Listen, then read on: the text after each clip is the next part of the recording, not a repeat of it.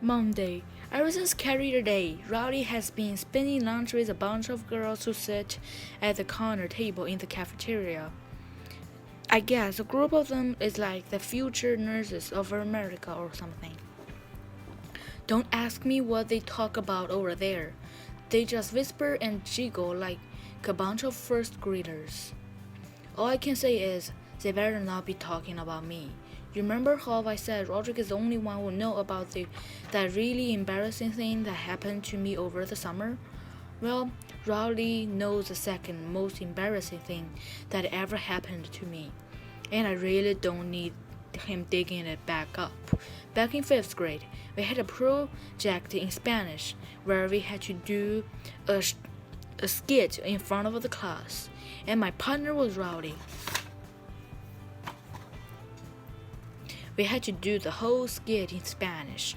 Rowdy asked me what I would do for a candy bar, and I said I'd stand on my head. But when I tried to do a headstand, I tipped over, and my rear end went right through the wall. Well, the school never bothered to fix the hole, so for the rest of my time in elementary school, my butt print was on display in Miss Gorzel's room, and if Rowdy's spinning that story around, believe me, I'm gonna tell the whole world who ate the cheese. Wednesday. Today I realized that if I want to know what Rowdy and those girls are talking about at lunch, all I have to do is reading his diary. I bet he's writing down all sorts of juicy gossip in that thing. The problem is, Rowdy's diary is locked, so even if I got a hold of it, I won't have any way to open it. But then I thought of something. All I have to do was buy the same exact diary he has, and then I'd have a key. So I went to the bookstore tonight and get the last one on the shelf. I just hope buying this thing was worth it, because I had to cash in half of my mom buck to pay for it, and I don't think Dad was too thrilled with the idea of my buying a sweet secret diary either. Thursday. After visit today, I saw that Rowley accidentally left his diary on the bench. So when the coast was clear, I used my new key to unlock his diary, and sure enough, it worked. I opened it up and started reading. I flipped through the rest of the book to see if my name was in there anywhere, but it was just page after page of this garbage. After seeing what's going on in Rowdy's head, I'm kind of starting to wonder why I'm even friends with him in the first place. Saturday, things at home have been really good for about a week. Roderick has the flu, so he doesn't have the energy to bother me, and Manny has been at Grandma's too, so I've had the TV all to myself. Yesterday, Mom and Dad made a surprise announcement. They said they were going away for the night, and that me and Roderick were in charge of the house. That was some pretty big news, because Mom and Dad has never left me and Roderick on our own before. I think they've always been afraid that if they go away, Roderick is gonna have a huge party and trash the house. But with Roderick knocked out with the flu, they must have seen their big chance. So after Mom gave us a speech about responsibility and trust and all that, they took off. The second Mom and Dad walked out of the door, Roderick jumped up off of the coach and picked up the phone. Then he called every friend he knew and told them he was having a party. I thought about calling Mom and Dad to tell them about what Roderick was up to, but I've never actually been to a high school party before, so I was curious. I decided to just keep my mouth shut and soak it all in. Roderick told me to get some folding table out of the basement and bring a couple of bags of ice out of the downstairs freezer. Roderick's friends started to show up around 7 o'clock. Before you knew it, there were cars parked up and down the streets. The first person to walk through the door was Roderick's friend Ward. A bunch more people started showing up after that, and Roderick told me we were gonna need more tables, so I went downstairs to get them. But as soon as I stepped foot in the basement, I heard the door locked behind me. I pounded on the door, but Roderick just cranked up the music to drown me out, so I was stuck down there. Man, I should have known Roderick could go and pull something like that.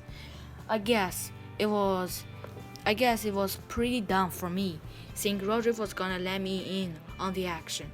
It sounded like it was a pretty wild party.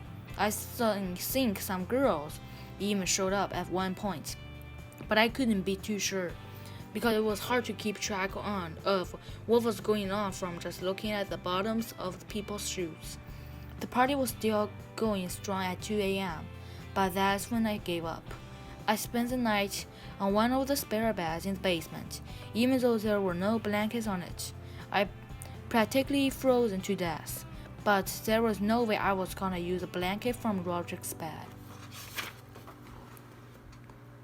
Somebody must unlock the basement door overnight, because when I wake up this morning, it was open, and when I walked upstairs, it looked like a tornado had touched down in the family room.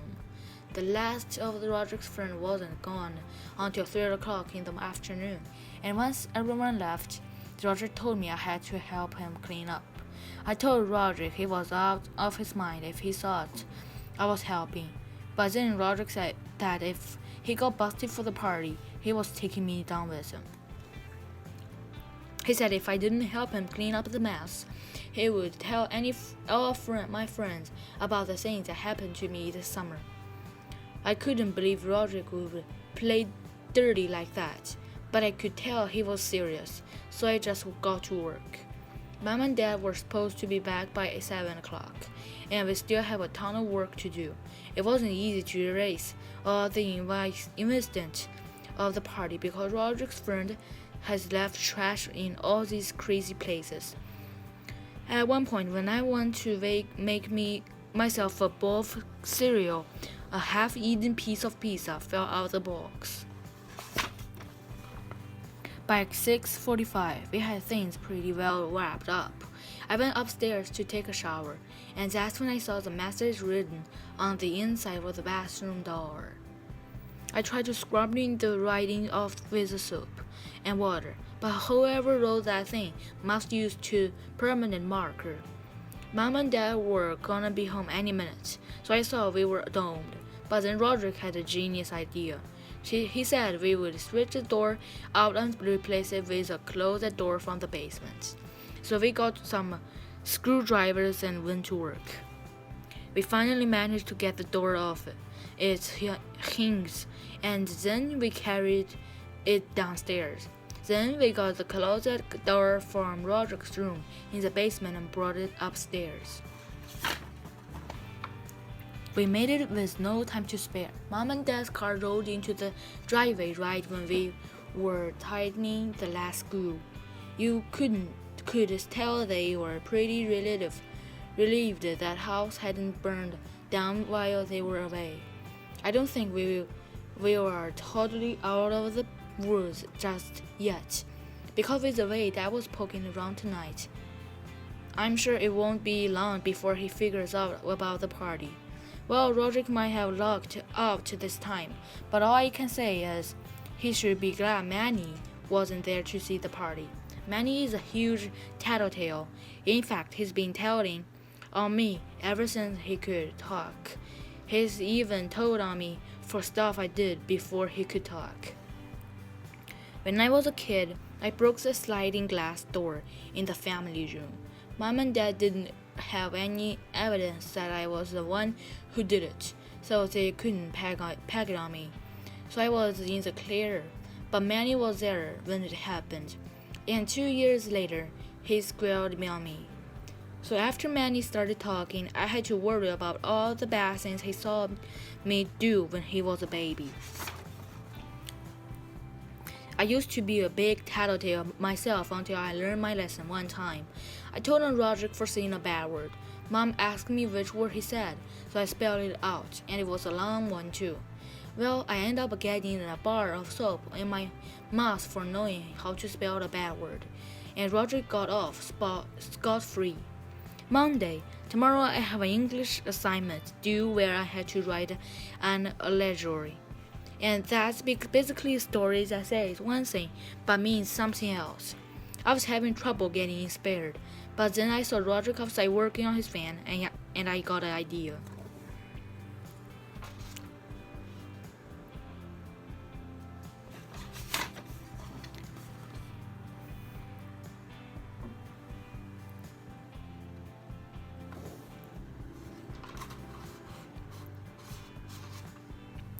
After I finished my paper, I showed it to Roderick. I figured he wouldn't get it, and sure enough, I was right. Like I said before, Roderick knows he's got me under his thumb with the secret thing, so I have to get my licks in any way I can. Wednesday. Today was Manny's first day of preschool, and apparently it didn't go so great. All the other kids in Manny's school started back in September, but Manny wasn't potty trained until last week. So that's why he had to wait until now to make the jump from daycare. Manny preschool was having their Halloween party today, so it wasn't the greatest way to introduce him to his classmates. Manny's teacher had to call Mom at work and have her come get him. I remember my first day of preschool. I didn't really know anyone, so I was pretty scared about being around a bunch of new kids. But this boy named Quinn came right over and started talking to me. I didn't get that it was a joke, so it really freaked me out.